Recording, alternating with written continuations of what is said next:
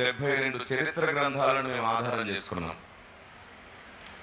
భారతదేశ లిపి గురించి, భాషా శాస్త్రం గురించి, ఆర్కియలాజికల్గా, సైంటిఫిక్గా, స్పిరిచువల్గా, బిబ్లికల్గా కంపేర్ చేసి సరిగ్గా ప్రతి ప్రశ్నకు జవాబు ఇవ్వాలని 600 ప్రశ్నలకి ఇందులో జవాబులు ఉన్నాయి.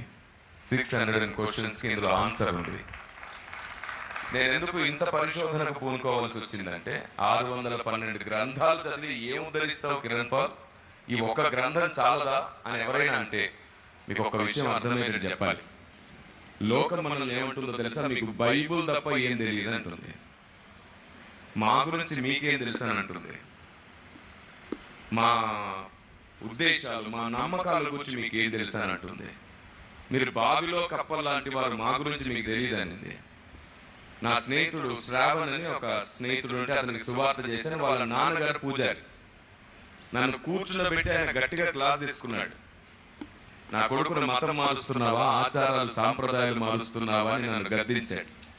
నేను ఆయనకు ప్రతి ప్రశ్నకు జవాబిచ్చాను. ఆయన మాత్రం నన్ను పదే పదే వాదిస్తూ వచ్చాడు. నా గ్రంథం గురించి తెలుసా, మా విశ్వాసాలు తెలుసా, మా నమ్మకాలు తెలుసా, మేము ఎందుకు ఇలా ఉన్నామో తెలుసా, ఎందుకు నువ్వు చెప్పేది నమ్మట్లేదో తెలుసా అని పదే పదే పదే పొడిచి మాట్లాడాడు.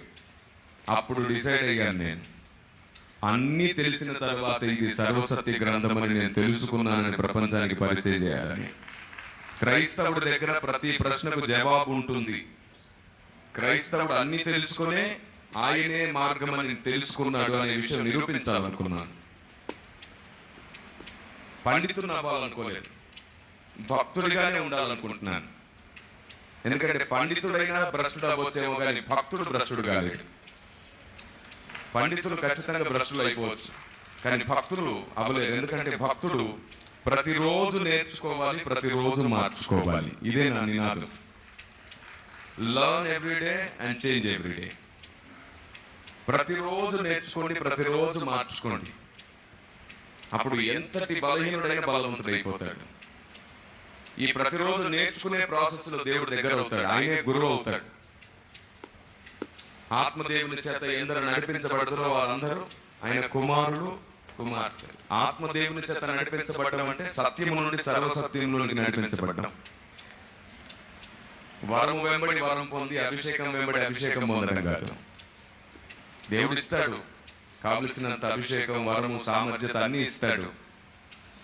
కానీ అన్నింటికంటే ముఖ్యం మనకు